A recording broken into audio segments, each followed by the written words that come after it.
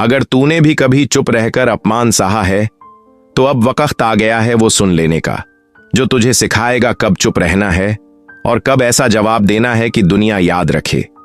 ये सिर्फ चाणक्य की नीतियां नहीं है, ये हर उस इंसान की ढाल है जिसे बार बार तोड़ा गया, दबाया गया, लेकिन अब वो और नहीं झुकेगा। आज तुझे वो बातें बताऊंगा जो तुझे सिर्फ इंसान नहीं, आग बना देंगी। इसलिए अगर तू भी अपमान को अपने अंदर की आग बनाकर कुछ बड़ा करना चाहता है तो अब एक पल के लिए भी मत हट, क्योंकि जो अब सुनेगा वही अपनी कहानी बदलेगा। नीति 1, अगर कोई व्यक्ति बार बार तेरा अपमान करता है और तू हर बार माफ कर देता है तो वो तुझे कमजोर समझने लगता है। चाणक्य कहते हैं कि क्षमा तब तक ही ठीक है जब सामने वाला उसका सम्मान करे, लेकिन जब वही व्यक्ति तुझे बार बार नीचा दिखाए और तू चुप रह जाए तो वो तुझे कायर समझकर और भी गहराई से वार करता है। ऐसे में चुप रहना समझदारी नहीं, मूर्खता है।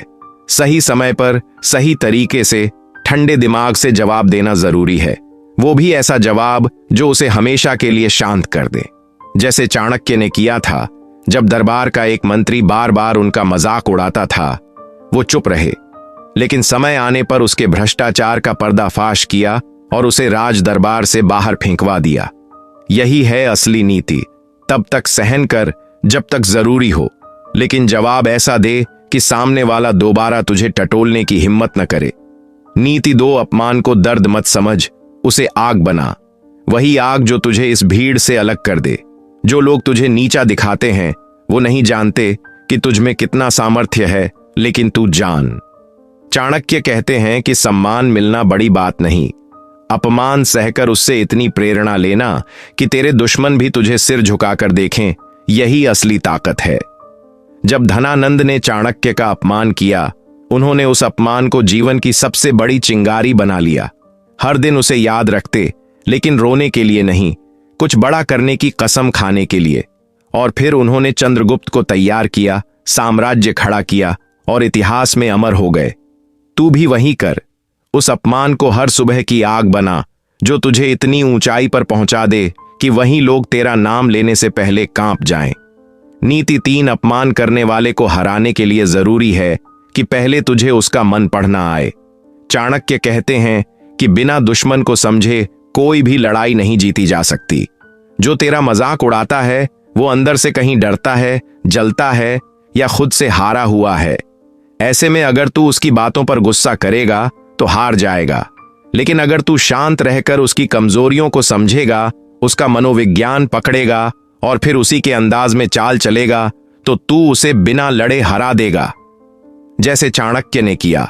उन्होंने धनानंद को उसकी कमजोरी के जाल में फंसाया, चंद्रगुप्त को साधा और उसी दरबार को उखाड़ फेंका जिसने उन्हें अपमानित किया था। अपमान का जवाब तब तक मत देना जब तक तेरा वार आखिरी और निर्णायक न हो। नीति 4, सभी जवाबों से बड़ी शक्ति होती है भीतर की संतुष्टि। चाणक्य कहते हैं कि जो इंसान अपने भीतर खुश और संतुष्ट है उसे कोई भी अपमान तोड़ नहीं सकता। संतोष वो ढाल है जो तुझे नकारात्मकता से बचाती है।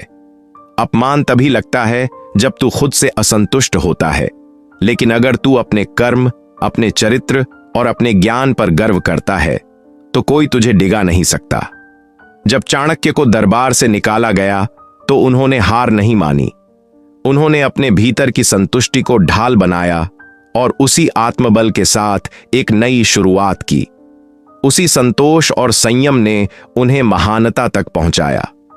तू भी खुद को जान, खुद से प्यार कर और ऐसा संतोष पैदा कर कि तेरा आत्मबल ही तुझे अपराजेय बना दे।